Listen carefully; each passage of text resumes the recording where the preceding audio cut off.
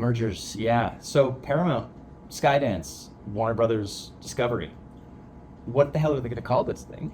It's going to be... I don't know, it's just, call it right there. Skydance Skydance, Paramount, Warner Brothers, Sky Bros. Discovery. Sky Bros. It's like I wouldn't be surprised. Right? I mean, there's some merge because I don't know if you read that book. I think you have it over there at Shitification, but Yeah. it talks about this very, very much so. And there's like, in the book, there's like one conglomerate that the guy lists, and he's like, I'm not even listing all because it's like 150 companies. Yeah. So, Well, and when you consider what Paramount owns, like calling it Paramount Global is interesting because it used to be Viacom yeah.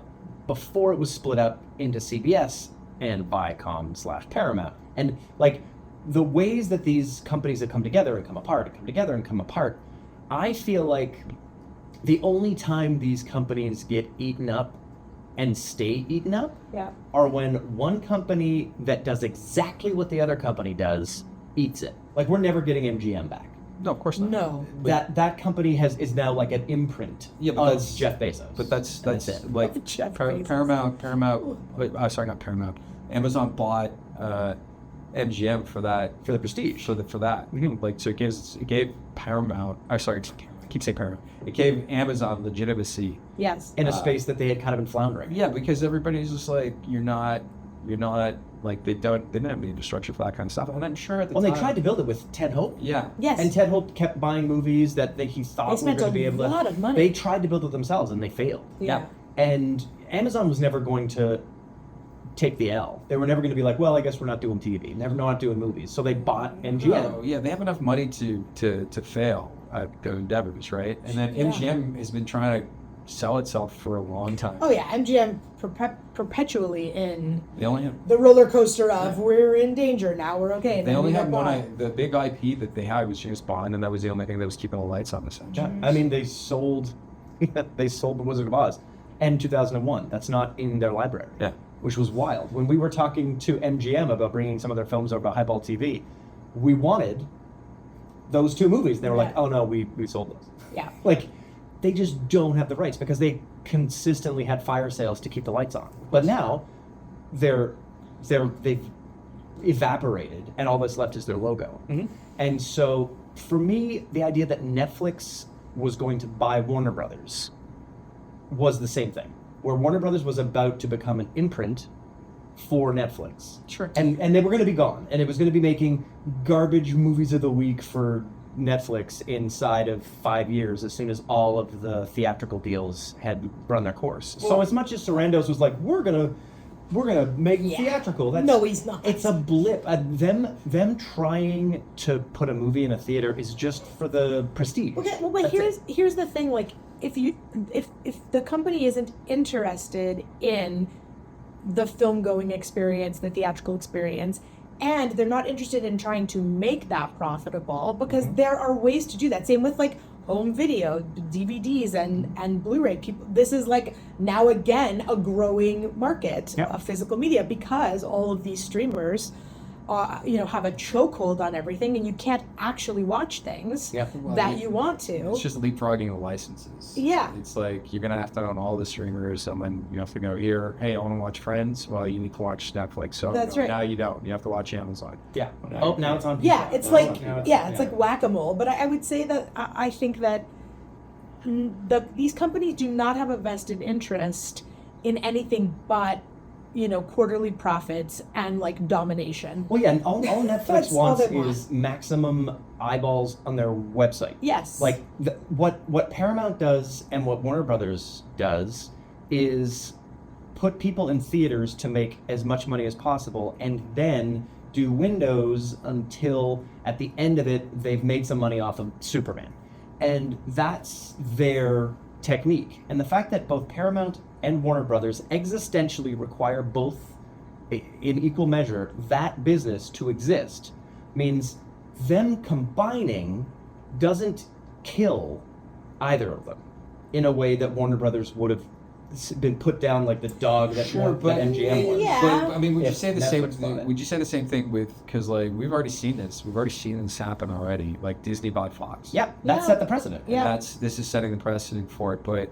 if you look at a lot of what would be theatrically released titles, a lot of it's going directly into like There was that there was that John Cena movie, Vacation Friends, I believe. The sequel for that came and went on streaming. Nobody even knew, and it was like the first one I believe had a theatrical release. And they did a sequel, same cast.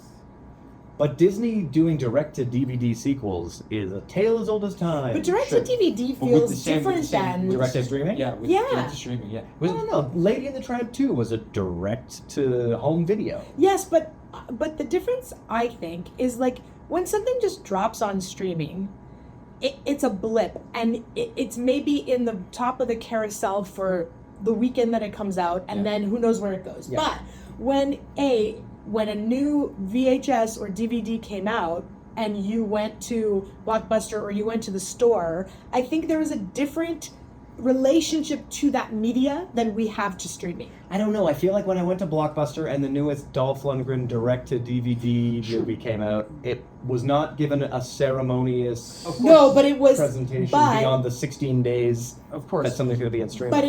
But it was, you could find it there. If you liked Dolph Lundgren, you could look for it and you could find it, and it was with all the other DVDs. Yes, I could, and yes, I did.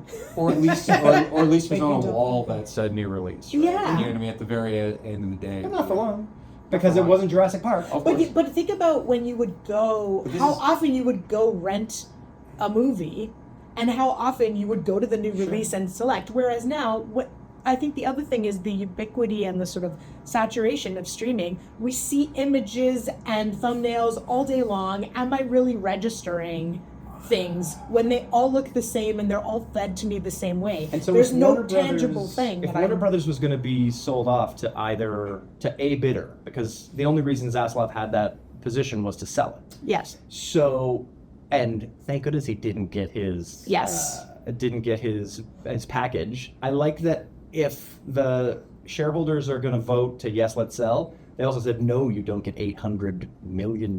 Yeah. No thanks. For this, no. Thanks, but no thanks. But do you think that everything that is the DNA of Warner Brothers is in better hands, merged with Paramount, or eaten by Netflix? I mean, lesser of two evils, I think. Although the people who run Paramount are not exactly. They're not, I mean, Oh, they're jerks. They're awful. they're jerks, but they're the authoritarian type jerks. Like who they're aligned with politically Yes. is the bigger thing. Yes. When you Well, the already guy who ran Gulf and Western was no saint, and he had Paramount, and But- Sumner Redstone was a piece of garbage. Yeah, but Like, it's different now. It's a thing where I think the proof is going to be more so are they going to self-censor? What's, this thing where they were canceling movies and carving them, because now they're in a new window for tax Yes, write-off. the tax write-down And so that you can do. the bigger lasts thing- 12 months after a merger is Yes. complete. And Yeah. so the write-down I'm more curious on seeing, and this is just speculation at that, but like if there's something that's political or it's like,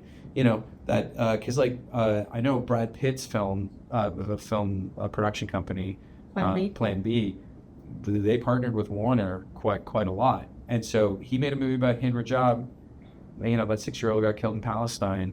And it could be, in a Paramount merger, this thing could be a write-down that nobody sees, right? Totally. And so, there's that factor, the political side of Paramount that I'm not too excited for. Yeah.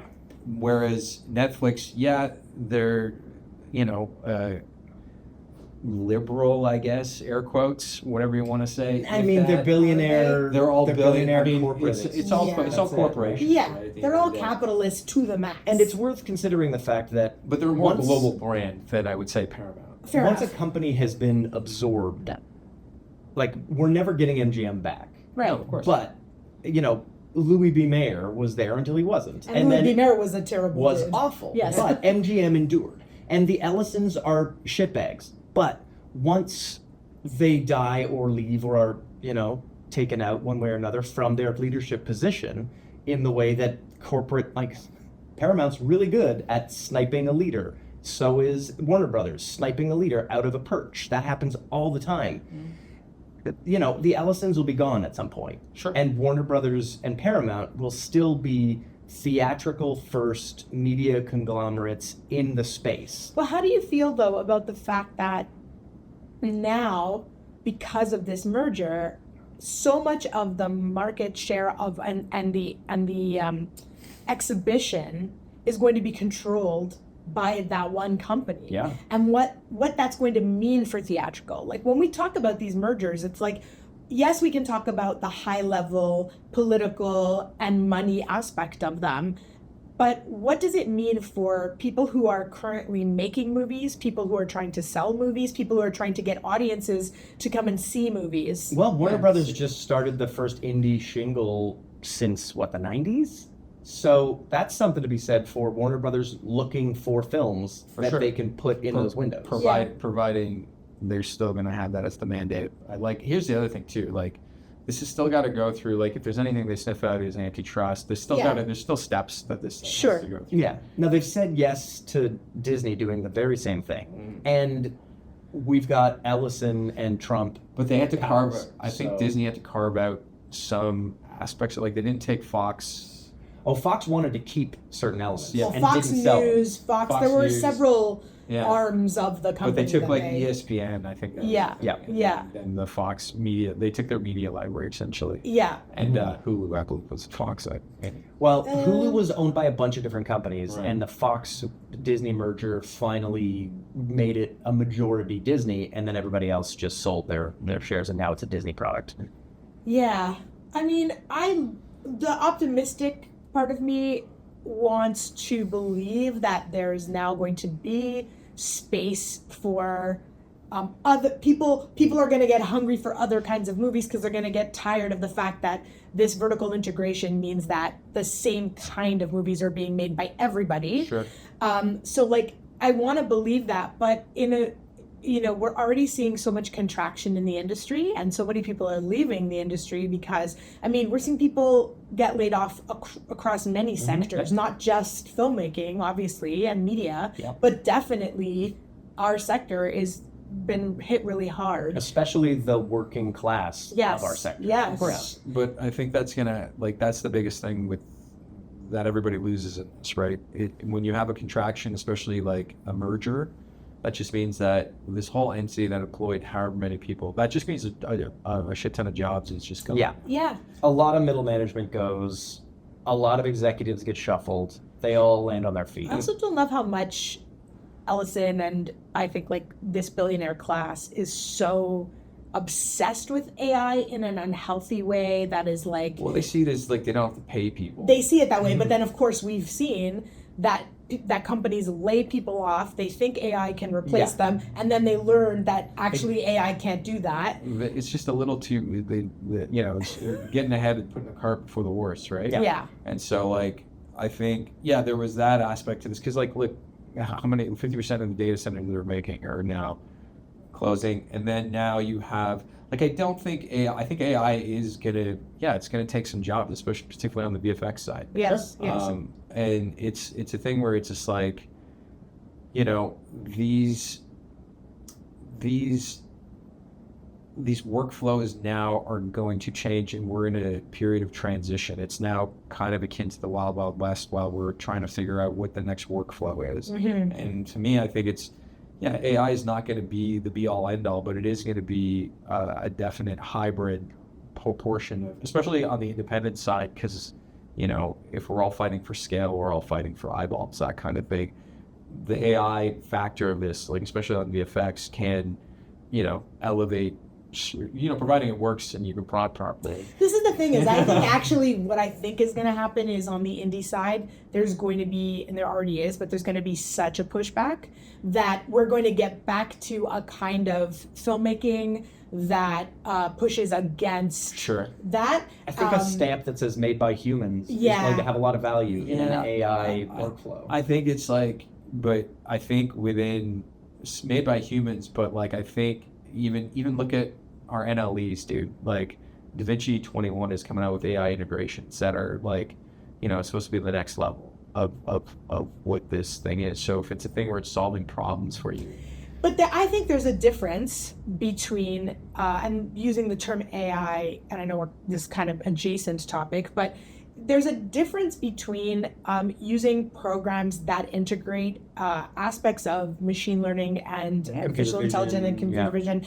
That is already a part of filmmaking in such a major way. I've been using motion tracking for 25 years. Yeah, It's so not like artificially intelligent. But I think that that's very different than the idea of I don't have to, like Ben Affleck's Software, where it's like you don't have to have any production design, you don't have to have any locations, you don't have to have any crew outside of like, and we make movies in studio with green screen a lot, and we've used volumes, and we have production designers, and we build stuff to But have there- the actors with. there's an eliminating of that. And I think this merger plus the threat of not just using it to solve problems, but using it to replace Departments. whole departments I mean, is worrisome. if it brings, listen, it all depends on how it's executed. Like if it looks like, oh yeah, because you've seen with volumes, right? That became the huge thing, and I always notice, I'm like, whenever, especially in these Star Wars shows, because you could tell they used volumes. Oh, You know what I mean? It's 100%. like- Star Trek as well. Yeah. But it's just like Every room happens to be about 40 feet across. Yeah, around. and it's Yeah. all But it's just like but that's what I'm saying. The Yeah. holes appear and that kind of thing. I remember seeing it as like, man, these are, yeah, it's a volume, but like, you can't have people walking across or anything like that. It doesn't look like everything looks like a busy, like Yes. adjacent to a busy street. Yes. Right? Yeah. And so like that's like, oh, this is shot on a volume. Of Yeah. course.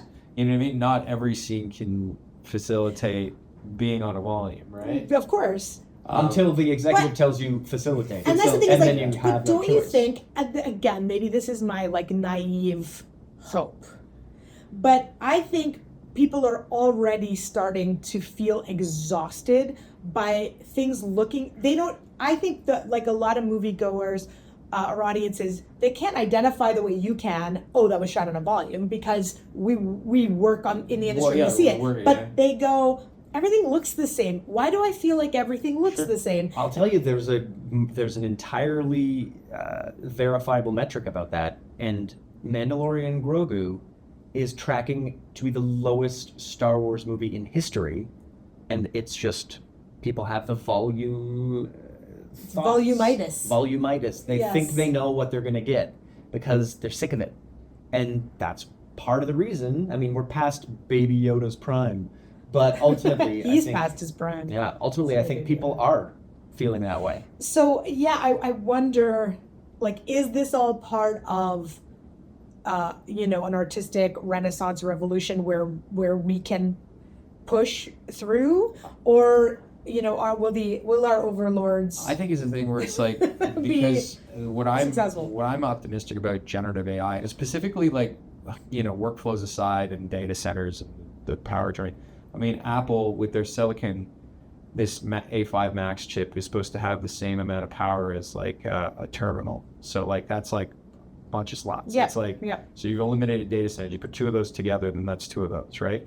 So if I have the ability to generate on my computer for myself, and it's closed loop, and I can make whatever I want, and it's not going out to whoever. And you have an ethical sense that the data And set is your own copyrighted Sure, material. yeah. It's that kind of thing. Yeah. So it's the thing is like, I think this AI stuff is gonna be, it's gonna make something like we haven't expected. Somebody who's gonna have, the instinct and the taste and the time to, be probably a young person who figures this out, and make something that we're all like, on our, well, this is the next step. Yeah, the way that so many studios are relying on AI, and the studios are contracting and in fear, and the things that used to work aren't working anymore. This is exactly the recipe for the new Hollywood in the 70s, Yeah. and not far off its sequel that happened in the 90s. Sure, but in both of those instances, very quickly, what happened, especially in the 90s, was that indie scrappy sensibility Got bought up. got bought up. Same with on the music side, right? And so And then that indie sensibility became Hollywood, and Hollywood fixed itself for a little bit. And then it got obsessed with all the things it's obsessed with, Well, it and kinda found itself in the same position in the 90s. It It kind wanted to do it of again. changed in like, I would say the 90s that 90s cinema kind of, for me, kind of ended with the first Spider-Man film. Yep. Like that's when everything kind of like, Sure. this was like the, When Raimi was doing his Yeah. first he huge did that thing, huge yeah. Spider-Man movie, and it was like that post 9/11 Spider-Man, because it was, remember, it was like, it was the movie, right? Oh, yeah. Crazy, Yeah. crazy Yeah. for it, right? And so then that's kicked off. And even before that, there was X-Men, but it was like exciting for me. X-Men was very exciting. It was exciting because Yeah. it was like, oh, these are characters I haven't seen before. Yeah. But like, That was like an exciting, it was an introduction yeah. into like what's the word, an injection into the industry of this But all- other kind of movie. but all It created the new Western. Yeah. That's what Yeah. we've been in. Yeah. But all that led us to like 2000. When did the first Iron Man come out? 2008. Yeah, right. Yeah, 2008, right? So that laid the groundwork to 2008, and then 2012 is when we have the current permutation of everything. Yep. Because the Avengers. Avengers, Yeah. yeah, which Right. really shifted everything. I just wonder. I think the like homogeneity of the storytelling. I think what you bring up around censorship and or sort of state-run media, sort of this idea of like what voices and stories are going to be allowed to be given, big marketing budgets and releases, and which ones are going to be shelved or stopped, like that, plus the visual homogeneity of everyone trying to do it cheaper. And AI making everything look the same because Yeah. the data set is just the same stolen data Yeah, set. and CEOs making more money when everyone else is making less Or getting over and fired. over again. Yeah. I think, there's only so far you can push that. And I think that's really the opening for the indie, is in the same place it was 30 and 50 Well, that's years it. ago. People vote with their money, and with a lot of this is the thing about, like, the thing why they love subscriptions is because they have us by the balls every month. Right? Yeah. You're gonna pay your money regardless. Like, Well, and when you watch all of it, like The moment that Disney made their AI deal with OpenAI, we canceled Disney Plus. And a Because we lot were of people, no. a lot, because we run a streaming service and we hear about people's habits and when they subscribe and when they don't and why, people are getting more and more selective about how many subscriptions they have course. and to what platforms. And so, and I think that is fueling a lot of the decisions these companies are making, because Sure. how you can't live in a growth at all costs economy with subscribers when you can't keep growing. If you've Once got somebody someone that's- subscribes- if you've got someone who's leaving Paramount Plus for HBO Max and then back to Paramount Plus and back and forth, and you're giving them 2 free weeks or a free month every time it happens, consolidating those into one place is going to eliminate some subscribers, because some people do subscribe to both forever. Sure. But it's also going to stop churn, because people who are going to be able to watch their Star Trek in the same place as they're going to be able to watch their Superman and Batman movies might just stick around. Yeah. Sure. I mean, but that's the thing. I think Warner, it's funny that I find Warner had to be put up on the chopping block, because, like, given the strength of their IP, they have, think about this, they have Ninja Turtles, they have the DC universe, they have Stanley Kubrick, they have a wealth of, the Ocean's movies, all these great IPs, and they couldn't, I found it, like, it says more about where the state of what the business is in terms of the people greenlighting stuff. But don't I you think think I think it's more a state of the mergers and acquisitions that have happened. Time Warner gets purchased by AT&T, who realizes, oops, we can't make this thing work. They have to sell it. It gets picked up in a deal with Warner Brothers Discovery, where both companies are so deep in the hole, neither one can afford to get out of it. The reason they had to be sold is because it was merged once again, and Zaslav, his whole job was try to make this thing look good on a balance sheet to sell to somebody. Sure. Yeah, I And think the it's idea. mergers and acquisitions got us to this place. I think the idea of like needing to be sold is interesting, because I think that they got themselves into that position. It's not like they've had some like the highest releases, like their movies, their best year. So it's like it's not like they don't make money. No, So the question it's like, is- honestly, it's just They like, can't afford to lose, and Yeah. that's something that, like, Apple can put F1 in theaters forever, and they're fine. MGM is having the best non-animated year right now with Project Hail Mary. That's just Amazon having all the money they need to make whatever they want and put it up as long as they'd like. They can afford to not put it onto Amazon Prime, because it's their trillion-dollar cash hoard that lets them afford it. But Warner Brothers can't afford to lose, because when they lose a little bit, their shareholders get antsy. Same thing with Paramount. These are companies that they can't take the L's that somebody like Apple, somebody like Netflix, some like these tech bros. They don't have the coffers for it. Exactly. No, yes, because So- those companies are sitting on, Yeah, you know, well, yeah. Apple's sitting on trillions. The largest Yeah, cash the hoard in largest the cash history of hoard, human, yes, of humanity. yes. Apple, Yeah. Apple could save everybody. Yeah. So, Yeah. you know, it's one of these things where it sucks. I get it. The preservation of history is going to be better in Paramount. My worry is the political mindedness of those people. Yeah. And is it going to produce anything better in the short term? Like Right. they've claimed 30 films a year. I think that's overly ambitious. Yeah. I agree. If they get even half of that, it'll be impressive. I mean, the alternative was Warner Brothers gets bought by a hedge fund and is slowly peeled away until it's nothing, and the only people who made money were the people who owned the hedge fund.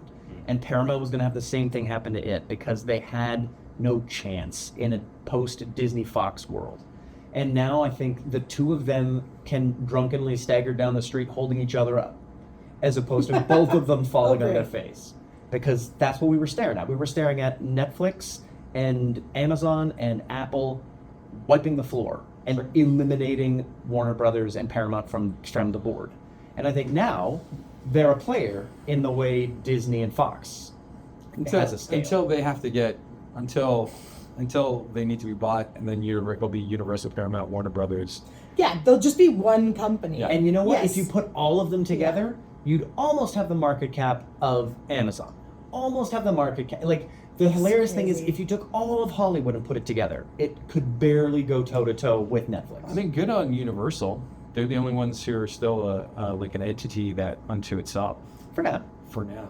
There was a lot of conjecture that Warner Brothers was being fattened up for sale to Universal. And it's interesting that they were the one company that That just wasn't stayed in. clear. Yeah, they It's wasn't been in war. with it. Of course. I Fine. mean, what's it? But even then, Universal, like, you think about their IP, they only really have Fast and Furious. Then so the biggest one, Jurassic Park, Mutant Yeah. World. Mutant World. Yeah. Yeah, they have monsters, but they haven't done. Oh my God, Done they've just right by them. screwed up the monsters constantly. Yeah, But yeah, I don't all know. the companies have monsters though. Yeah, I think it's a thing where it's just like going forward. I think this is this contraction is very much. It's becoming very. Not that this, I mean this is an insult, but the market's becoming very Canadian in the sense that there's very few players in the game, Yep. Yeah. and And so they're not going to have to do great because they'll be the only ones there. well, that's it. And so I feel like how you're saying this is like, you know, given capabilities of generative AI workflows, you know, your ability to create now with these hybrid workflows, you can punch way above your weight for less money. So hopefully this is going to be the new 70s revolution, I guess, or the 90s again. But then, you know, it all stands to reason it's all going to get fought. It's all cyclical, the only right? way, Yeah. the only way you get to stand out is somebody says, "Oh, I can make money off that," and the big boys buy it and put $30 to $50 to $100 million into advertising. Sure. Honora, that movie cost nothing to make. Yeah. It cost 4 times its budget To promote promote and it. run its Oscar. Oh yeah, campaign. running an Oscar campaign Like for that. sure. That amount of spend after the thing is made Yeah. is the question, and you need to just be the person who's picked by the marketing team at Sundance. So then it's a lotto ticket at the end of the back day. to being a lotto ticket. But if there And are, it's always been it's always been a lotto ticket. It's been a in lotto one ticket since the player. 90s, Yeah. and it was only a lotto ticket for about 6 years in the 90s, Yeah. and everyone thought that was a business model. Yeah, everybody still thinks it is. Everyone Yeah. still thinks you can make a short, go to Sundance, someone notices it, they give you money, you make a feature, someone buys it, and you have a big career. Yeah, Like that or doesn't happen you- anymore. That your feature film that you made starring nobody gets into Sundance, and you don't know anybody at Sundance, but they just love it, and then Yeah. at Sundance, somebody picks it up for $12 million. Where's it changed? You make a short, it goes viral, then the studios come to you and are like, what do you? Because I mean, like I've heard that happening in a few instances. It's still But, so like, rare. That's well, still going, Now it's going usually- viral is not the easiest thing. No. Yeah, now it's usually your No. feature film does really well at a bunch of festivals, and then Marvel asks you if you can make a movie for them. You make one, and it fails miserably. That's the model now. Like they just. Well, no, there are models that kind of work, but ultimately, those like big out of the blue successes are we're always few and far between and are diminishing. That's what I think. I think the problem is then because they are few and far between, but they're always touted as, hey, this is how it is. Oh yeah, well because it there's makes also a good story. yeah, and there's also people who make money off of giving people advice when really nobody knows. Yeah. Nobody can tell you Yeah, the path. I don't know, man. I think the path is just you stick around long enough, and then they'll be like, all Some right, hits. what do you got? Yeah. Hey, you've been here. Hey, how come we haven't noticed you? Yeah. You've been here the whole time. Yeah, you've been making movies for 20 years. You've been here the whole time, Matthew Campana. Where'd you come from? Where'd you come from? Oh, you really know your stuff. What, you been doing this? Yeah, you need to practice at it long enough, and you Yeah. kind of know what's going on. Exactly. So, I don't know. I think it's persistence, do your own thing, and then hopefully somebody notices you. And if not, maybe they'll notice you when you're dead. So everything's changing and nothing has changed. Exactly. Yeah, that's pretty much Everything changes and nothing has changed. Yeah. I don't know. I don't feel better after this conversation. You're both lovely, but You're not supposed to. I don't think that's not the I point. wanted to. That's not the point of this. Oh no. Sorry. We're talking about mergers and lack of jobs. I know. Yeah. Contractions in the marketplace. Maybe we should go see a movie. That's a good idea. What do you want to see? Not the Devil Wears Prada 2. I heard it's like a Lifetime movie. Oh It yeah. looks like one. Oh yeah. I heard it's like, no, that's like the criticism, like it was Yeah. on CBC was like, so if you want to see a Devil Wears Prada movie but done by the Lifetime channel, go watch it. Yeah. So- Well, because here's the thing, and this is just, I mean, this is a sidebar, but I will say, when the first movie came out, Anna Wintour was like threatening people that if they put their name in it, like all the big fashion houses, that she wouldn't feature them on Vogue covers. She was against it. It was a satire, and it was bristling, And it was biting. And now Anna Wintour and Meryl Streep are doing promos for it, and Dior is a part of it, and every brand is in it, and it's like, that's how we have ruined things. Yeah. We ruined it because it is just nostalgia bait marketing. It's- The movie is just an advertisement now. It's funny. It's funny that I said, because now I was going to the movies today, and I said, "What are you going to go see?" And she's going to go see the Pattinson Zendaya movie. Ah, yeah. And then drama. The drama. That's Yeah. it. I believe it's the wedding. No, it's not that. The drama. And I said, "Oh, you're not going to see Devil Wears Prada 2?" And she's like, "They get a sequel to that?" And I go, Yes. "Yeah, you didn't know?" And she goes, "Well, nobody asked for this. Nobody asked for this. Nobody did. No. Like, what is there to be said?" And I'm like, "Oh, what's to be said is it's IP that people like, and they think they do." Well, they'll make money off of it. It's just so sad that we have become this society that's like, every line that people liked in the movie and every scene that people liked, they're like, we just put all that in. Yeah, well, And there's no It's there's just no do other it again. substance to it. We It's- just do it it's again. the same but different. Like I find, what genre is really guilty of that would be, I'd say, like comedies, like Yeah. like Anchorman 2. Hey, we're saying the same stuff we said in the first one. Bruce Almighty Just in a too. different Yeah. permutation. Yeah, comedies. F- comedies. Almighty? Ace Yeah. Ventura, Pet Detective Yeah. 2. Although that had that. Call of the That had that. That had Call of the that. They had that Wild. rhinoceros gig in that. That is That true. was That an was a amazing good. gig. That was a that good bit. thing. That bit with the rhinoceros is pretty. But like other sequels, like what's it? It was, I think, Anchorman 2. And then what was? Oh God. Oh, they did a Zoolander 2. Zoolander 2 Zoolander 2 is like perfect 15, 20 years after Yeah. the fact. Yeah, it did not do well. No, No. just let him die. It's like Zoolander's great. The movie did You know its what? thing. Bring all those people together again and make another weird zany comedy. But that's what I'm saying. Like, Yeah. you don't have to be beholden to what made the first. I find it's like, if you made a movie, like, you know what? Here's a sequel that I thought a lot of people shit on, but didn't do. But I thought was brilliant because it's like it took the whole format of the first one and flipped it on its head. It was Ocean's 12. Oh yeah. Ocean's 12 is a vibe. That movie, all Yeah. it is a vibe. It's the antithesis of the first one. The Yeah, first- I the don't first like one- it as much because the, of that. The first but- one is like watching the clock. The second one is like, okay, what if I just smash the clock? Yeah. Over and over again. Yeah. And then we'll put it back together. Well, because suddenly you're focusing on the protagonist is different. Yeah. And his story has a totally different way that it unfolds. Yeah, but that's also a filmmaker like Soderbergh who's going, I'm going to make this one for them. Yeah. But I'm still gonna make it interesting and cool. Like, this is the thing, right? Is it's like we've lost that. We've lost the individuation of the director's voice and of the actor. People want to know why we don't have movie stars anymore, or people, you can't bank on actors because you've made IP the focus. And Well, that's deliberate because the IP you already own, whereas the actor wants more money than last time. And Marvel has been bitten in the ass by that because they thought they could just keep making movies about Marvel characters and realized without Robert Downey Jr., maybe they can't. And so they paid him even more than $50 million to make the next one because they had to bring him back. Because as much as you want to make IP the lead, sometimes it is the actor. oh yeah, the IP only goes so far. Even people who really like the IP get tired and frustrated, especially people who like the IP when it's treated poorly. Well, look at the retread of Harry Potter that Warner Brothers is doing. Yeah. It just looks like the movies with less light.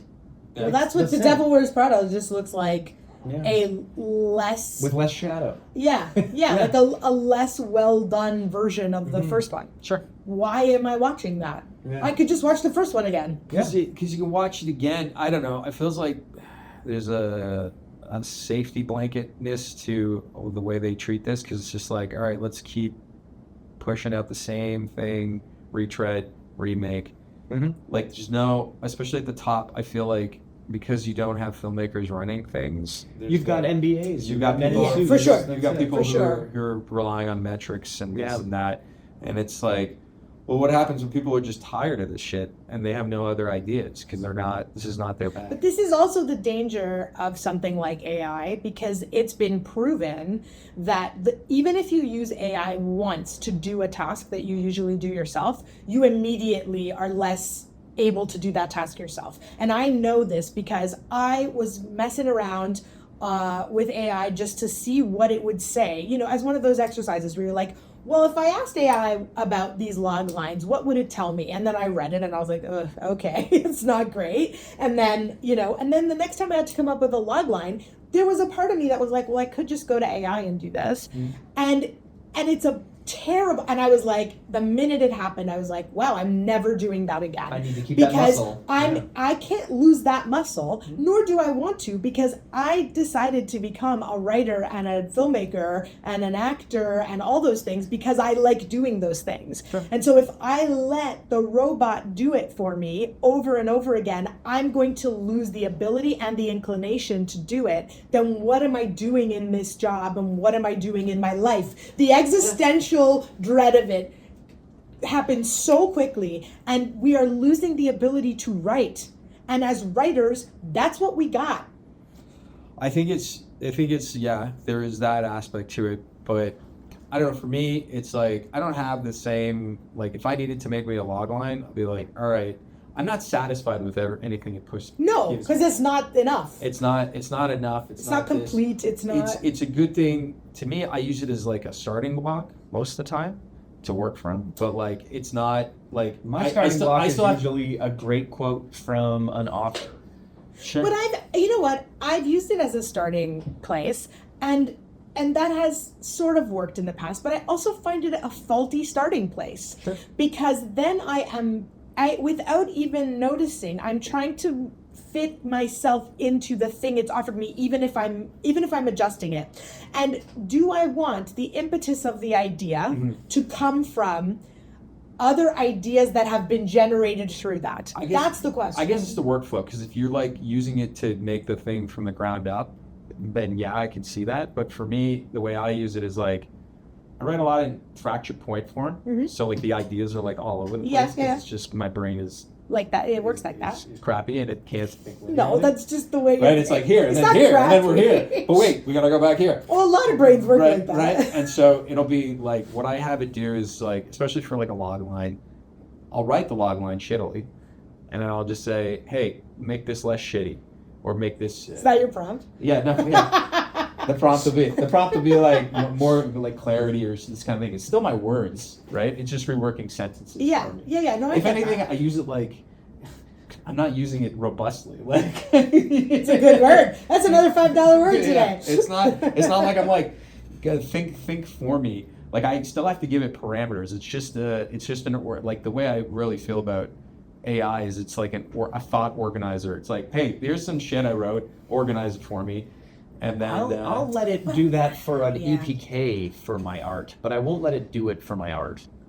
Yeah, like you'll do it for the marketing materials. Yeah, like if I need a press kit made, if I need a page written about something, then I don't want to write. I don't want to be known as a renowned EPK writer. But then I'll you'll write my screenplay. But you'll have it with the bullet points. Yeah. I'll put my work into it to let it spit out an EPK that I can give to a See, journalist. I wouldn't have a problem with it, like, because like at the end of the day, writing is rewriting a lot of the time, and so I find what is harder because I've done it, I've experimented with doing it, and I find for me it's the retention of the material is the hard part, because it's like if I didn't suffer through writing it, it doesn't stay in my brain as much. Sure, of course, because you didn't. No, because I had to Yeah. suffer and like, does this make sense? But then if you write the thing and then it just, or if it rearranges it for you to make it more clarity, right? Here's the thing on the page, why does this work? All right, can you make this more clear? And if it reshuffles the deck or whatever, sometimes it'll change your dialogue and you're like, I didn't ask you to do please this. don't do that. Yes. I didn't ask you to do this. Yeah, it's a little cheeky. But like experimenting with it, I just find it's like my retention. The reason why I like going from scratch still is my retention isn't there. But like I'll use it for like, if I'm building character sheets, it's like, all right, I'll write the character, but I write everything in point form, right? And then have it organize it and make a character like, hey, write this into sentences. That's effectively what It'll write the back of the G.I. Joe case for you. Yeah, exactly. You know what I mean? Yeah. And then it's just like, oh, this sucks. Let me rearrange the sentences. Yeah, I know you still have to. Obviously, you still have to modify it. But this is what I'm it's saying. It's like I've read scripts where I can tell That step wasn't happening. You just read it and For it sure. gave you some shit and you're like happy with it. This is my problem with this as a tool. People are very, very happy. Like if you don't do this, there's a certain amount of like, I don't know, I can only speak for myself. It's like there's a certain amount of refining that goes on in my process. Yes, same. Where it's like I'm never happy with the first thing, right? And I gotta, shape the clay. Whereas I find, this is what I feel about like with AI art and stuff like that. People don't draw, and I tell it to do this thing. I've always found like anytime I've asked it to do a thing, I'm very dissatisfied with the result because I'm like, no, change this, change that. That's what I wish AI had. Like, you know what I mean? Like, Then you could circle the thing. and I say, could circle thing this. should I look say like this that. You looks. just want like a writing assistant who makes the changes you want. Yeah, but that's basically Yes, it. But that's yeah. what I'm hoping the robustness of these machines. But like a lot of it's what all it is like magic tricks. It's like, hey, I know you asked for a black lady on a sport bike, but here's a brunette on a Harley Davidson. It's still a motorcycle. Yeah. You See, feel I did it. And it's raining outside now, and there's Yeah. a cafe in the corner, and you're like, what? I didn't ask for that. I know you asked for an anamorphic frame, but here's a square. Yeah. Yeah. You know, Yeah. like that's kind of what you're dealing with this. But some people be like, "Whoa, I don't draw, and this is amazing." I just don't think it's ever gonna get to the point where it can do the thing you're saying effectively. I think it'll only ever be, I don't care how much it improves, I don't think it can ever do I don't think it will ever be able to discern in the way that a human being can discern, And the question is, will the executive be enough of a human being to care? Sure. because it's very very dangerous if it can learn how to discern that way. Because us being able to discern, what should stay and what should go and what this should look like and how it should be positioned, those are qualitative. That's your authorship. Yes, and if a machine can start doing that and it seems like a human did it, Well, That's if it could bad, I seem think. if it could seem like it, but then I don't think it can because the machine has to have taste and it has to have perspective, right? And I think really what I look at it is as a tool, right? You think like a tool like Frame.io, you know, that has the markup thing. Yeah. I think it's the greatest tool ever. What I was talking with Matt about when we were getting Greek food was like, I think if you can integrate Frame.io with a generative workflow, so you ingest your film, it's going to make data sets of like, you can go make your data sets like, hey, I got this. Of your own movie. of your own movie? Yeah, the thing you sure. shot. The thing you shot, right? That's great. Right? Exactly. And then Well, that's Ben Affleck's. yeah, Yeah. exactly. And so then it's like, but like in the editing, if it spits out, hey, I need a horse falling on a guy, but then, it didn't, And this is the guy. and this is the guy, but then it didn't move this one character. Then you say, have this guy, and then draw the path of where you want him to walk, Yeah. and then have him walk, and then it'll spit it out again, and then you're like, no, do it like this, do it like that, do it like this, right? That's where I see this thing Finally being useful. finally being useful and Right. helping. Is this is where I think the hybrid is. Like when I speak generatively, I don't mean it's like generating out of nowhere, but it's just like, okay, we've shot this thing, Right. You have footage We have or footage, images that you're but using.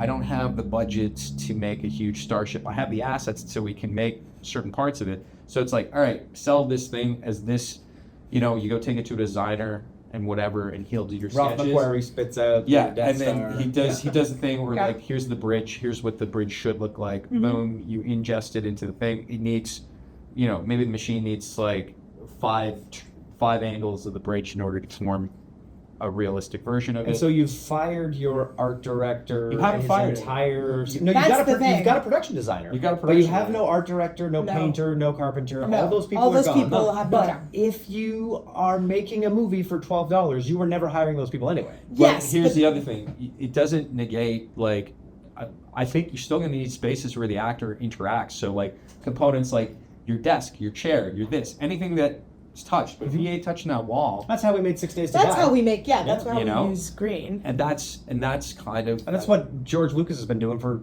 every years. Exactly. And I think that's the workflow, but it's just like I say on the back end, it's the VFX guys, the guys who have to actually, you're just going to have to do 3 pieces of art or like however many pieces of art for this thing to be integrated. Instead of painting every single Instead angle of painting or every making a angle. 3D render. Exactly. Right. It's just going to minimize workflows. And that's where I think it should go personally, because I think this is where the strength is. If you narrow the scope of it, then it can actually be a more useful tool than if it has to scrape the entire internet every time Yeah. to generate something that you didn't want in the first place. I think once it can entertain my specificity, especially like you think about, you guys doing for animation, right? It's like I need to do 3 drawings and then it will fill in the blanks on. Yeah. Well, I mean, that is how a lot of animation works now. Yeah. I mean, Disney. But like decided like to it's like from sketches. Right. Like Yeah. I don't have to ink I don't it, have I don't have to paint it. That's I don't right. have to Yeah, do I don't have all those steps. I mean, the moment that in 101 Dalmatians, the moment that they got rid of, They fired an entire floor of women Yeah, and and- replaced it with 3 Xerox machines. I mean, that was the they first. were able to get rid of the entire cleanup crew, And that's why that's that's why it had that pencil-y kind of style. Yeah. Yeah. Yeah. So I mean,